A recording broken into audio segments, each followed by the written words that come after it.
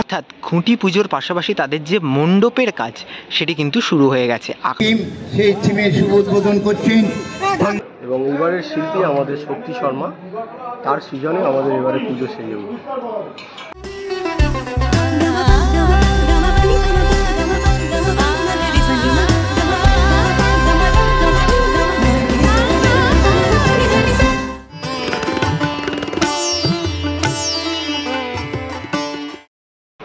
আজ রবিবার, আরও একটা নতুন ভিডিও, আরও একটা নতুন জার্নি, আরও একটা নতুন দিন।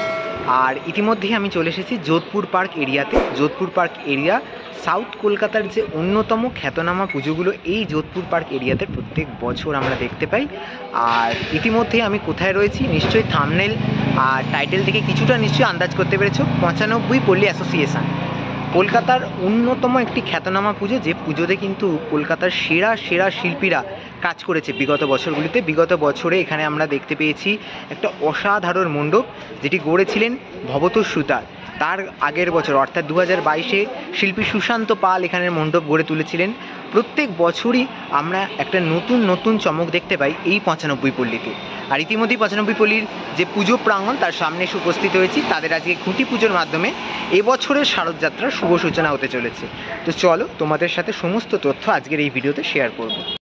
সামনেই দেখা যাচ্ছে যে তাদের এবছরের যে খুঁটি পুজোর যে শারদ সূচনার অনুষ্ঠানের জন্য যে মণ্ডপ সেটি করা রয়েছে এবং বিশাল আকৃতির একটা লোহার স্ট্রাকচার আমরা দেখতে পাচ্ছি।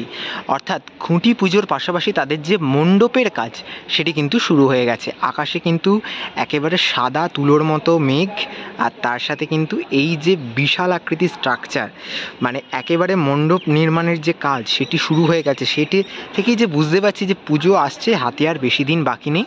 আর যদি এর উচ্চতাটার কথা বলি, এই উচ্চতাটা কিন্তু প্রায় সামনের যে বাড়িটা দেখতে পাচ্ছ, বাড়িটি অলমোস্ট 3-4 তলা বাড়ি।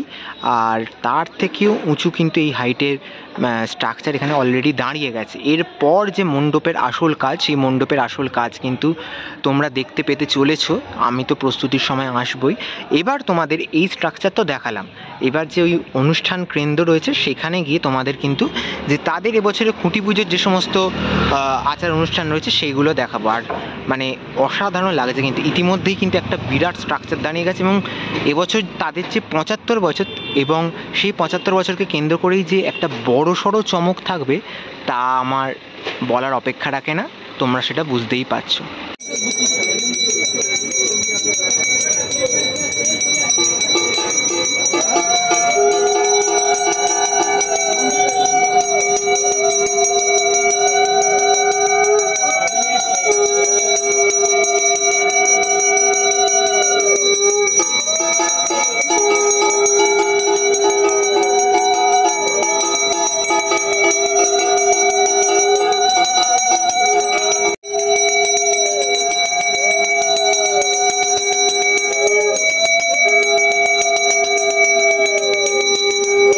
আর ইতিমধ্যেই কিন্তু 95 পল্লী অ্যাসোসিয়েশনের যে মঙ্গল খুঁটি সেটি স্থাপন হয়েছে। এইখানে কিন্তু যেটা দেখতে পাচ্ছি, এই একটি খুঁটি রয়েছে, তার পাশাপাশি কিন্তু আরও একটি খুঁটি রয়েছে যেটি এই দিকটাতে রয়েছে। এই মঙ্গল খুঁটিকে কেন্দ্র করেই তাদের যে মণ্ডপ, সেই মণ্ডপ গড়ে উঠবে। এবং এই খুঁটিটিরই পুজো হয়েছে। এবং এই খুঁটিতে যেটা দেখতে পাচ্ছ, এই সামনের খুঁটিটি, এটি হচ্ছে শুধুমাত্র ছবি তোলার পারপাসে তৈরি করা। আর এই হচ্ছে টোটাল যে পুজো এরিয়া যেখানটা পুজো হয়েছে। এবং এই খুঁটিকে কেন্দ্র করে তাদের যে এবছরের শারদযাত্রার শুভ সূচনা, সেই শুভ সূচনা হয়ে গেল। 75তম বছর। দেখতে দেখতে অনেকটা বছর পেরিয়ে 95 পল্লীর বয়সটা অনেকটা বড় হয়ে গেছে এখন। এবার তো একটা বিশাল চমক থাকবে, সেটা আমরা আশা করতেই পারি 95 পল্লীর তরফ থেকে। 75তম বছর 95 পল্লী অ্যাসোসিয়েশন, যাদের এবছরের শিল্পের দায়িত্বে রয়েছেন শিল্পী শক্তি শর্মা। এই রবিবারের সকালে তাদের যে আরম্ভিক খুঁটি পুজোর মাধ্যমে শারদযাত্রার শুভ সূচনা কিন্তু হয়ে গেল। 95 পল্লী প্রাঙ্গণে কিন্তু দাঁড়িয়ে আছি। আর এই মুহূর্তে কিন্তু আমাদের সাথে রয়েছে ভূপাল দা।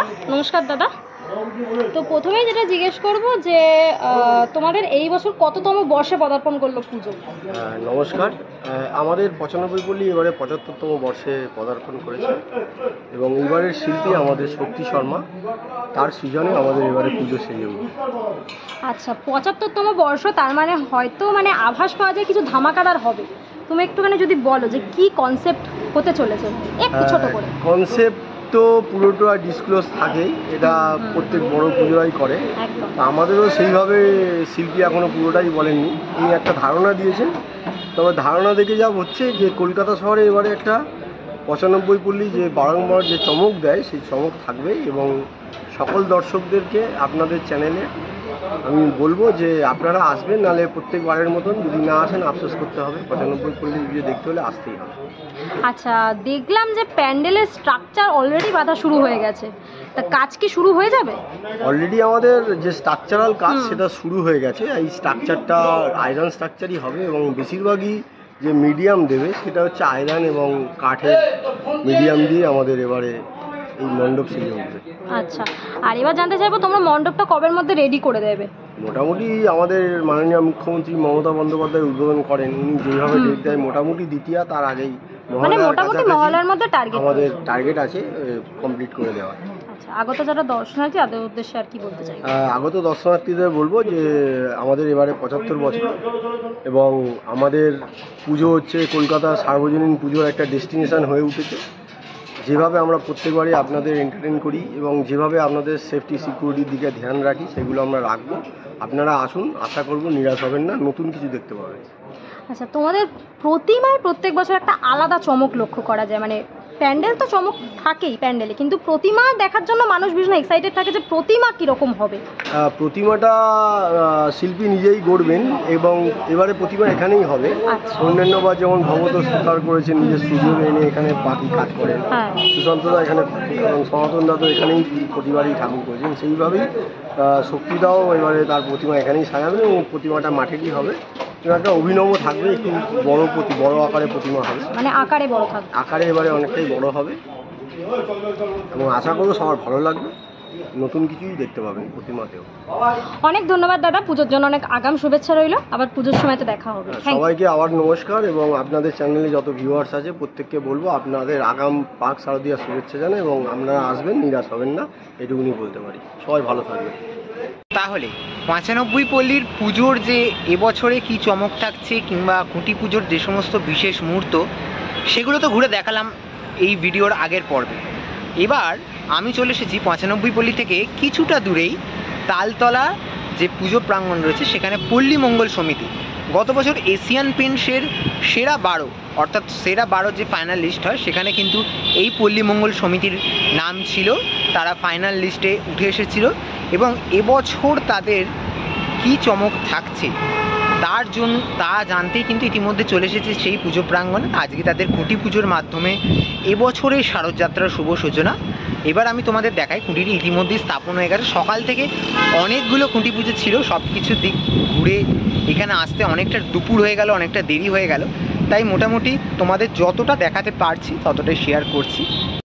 সদস্য আছেন সকলকে আমরা অনুরোধ করছি, আমাদের এই খুঁটি পূজা মেয়েরা সবাই সামনে চলে যায়, সব মেয়েরা সামনে চলে যায়। পল্লী মঙ্গল সমিতির সদস্য আছেন,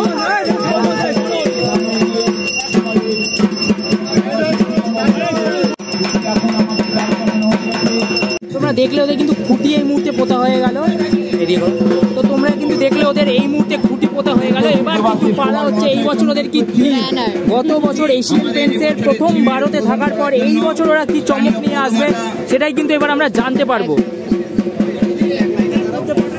স্থানীয় পৌরমাতা শ্রীমতী মৌসুমী রাজকে অনুরোধ করছি।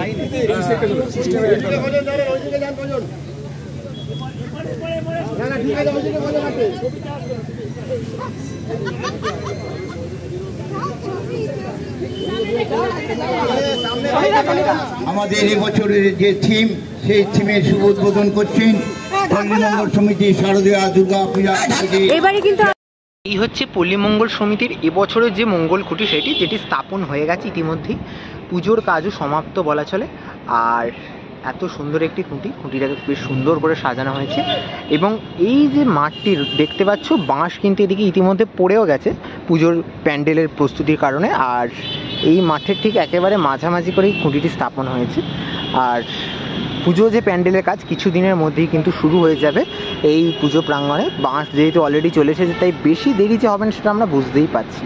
তো চলো মোটামুটি আরও কিছু আপডেট তোমাদের সাথে এই ভিডিওতে শেয়ার করে ৬৫তম বর্ষে পল্লীমঙ্গল সমিতির এবছরের যে ব্যানার সেটি আমরা দেখতে পাচ্ছি, বহে নিরন্তর অনন্ত আনন্দ ধারা। শিল্পী রিন্টু কোনার ও মধুসূদন দাসের ভাবনায় কিন্তু এবছর সেজে উঠতে চলেছে পল্লীমঙ্গল সমিতি। এবং এই পল্লীমঙ্গল সমিতির যে আলো এবং আবহ পণ্ডিত দেবজ্যোতি বোস এবং দীনেশ পোদ্দার মহাশয় করতে চলেছেন। কি এক্স্যাক্টলি চমকটা থাকবে তা কিন্তু জানার জন্য আমাদের আরও বেশ কয়েকদিন অপেক্ষা করতে হবে। আচ্ছা, আরও একটা তথ্য শেয়ার করে রাখি, যারা জানো না এই তালতলার যে পুজো প্রাঙ্গণ, এই পল্লীমঙ্গল সমিতির পুজোটা ঠিক এক্স্যাক্ট কোথায় হয়, তাদের জন্য এই তথ্যটা দিয়ে রাখি। তোমরা যারা আসবে এখানে, তোমরা সাউথ সিটি মল যারা যারা চেনো, সাউথ সিটি মলের কাছাকাছি যে আর্সেনাল রেস্টুরেন্ট রয়েছে, 6th বালিগঞ্জ প্লেস রেস্টুরেন্ট রয়েছে, তার ঠিক পাশেই রয়েছে এই ইডিএফ গ্রাউন্ড, তালতলার যে মাঠ, সেই মাঠেতেই পল্লীমঙ্গল সমিতির যে পুজোটি সেটি হয়ে থাকে। এবং নিয়ারেস্ট মেট্রো যদি বলতে হয় তাহলে কিন্তু রবীন্দ্র সরোবর মেট্রো স্টেশন, যা 6 নম্বর গেট দিয়ে বেরিয়ে তোমরা অটো পেয়ে যাবে, এবং অটোতে তোমরা যদি বলো তালতলার মাঠে নামবো, তোমাদের নামিয়ে দেবে এই পুজো প্রাঙ্গণের একদম সামনে। দক্ষিণ কলকাতা মানে জিমের লড়াই, আর এই জিমের লড়াইয়ের দুই বিখ্যাত পুজো, একদিকে পল্লীমঙ্গল সমিতি, আরেকদিকে 95 পল্লী। দক্ষিণ কলকাতার এই দুই সেরা পুজো আজকের এই ভিডিওতে তোমাদের ঘুরে দেখালাম। কেমন লাগলো ভিডিওটা অবশ্যই জানাও। ভিডিওটা আর বেশি বড় করব না, ভালো লেগে থাকলে লাইক আর শেয়ার করতে ভুলবে না। কমেন্ট করে জানাও কারা কারা এই দুই পুজোর সময় দেখতে আসো, আর কাদের এই দুই পুজো দেখতে খুবই ভালো লাগে। আজকের মতো ভিডিওটা এখানেই শেষ করলাম, দেখা হবে পরবর্তী নতুন কোনো ভিডিও নিয়ে খুব তাড়াতাড়ি। সকলকে থেকে নিচ্ছি বিদায়, সকলকে এখানেই টাটা।